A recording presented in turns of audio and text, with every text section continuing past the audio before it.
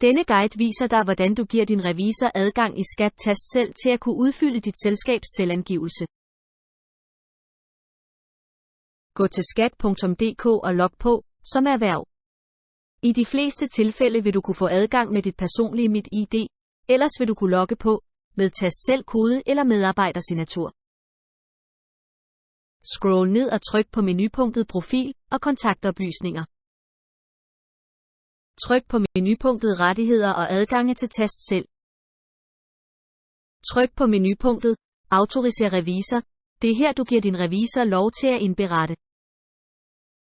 Under Rettigheder åbner du drop-down-menuen. Gå ned og vælg punktet Selvangivelse selskaber med flere. Tryk på det lille pileikon ved siden af, for at komme videre til CVR-nummer. Indtast din revisors CVR-nummer. Vores CVR-nummer er 28180012. Tryk på det lille pileikon ved siden af, for at komme videre. Under firmanavn vil navnet på det CVR-nummer, du har tastet nu komme frem. Du kan tjekke, du har tastet rigtigt, når navnet står til CL regnskab og revision. Det sidste du skal gøre nu er at trykke på knappen Gem. Jeg får automatisk en mail fra Skat om, at adgangen er givet.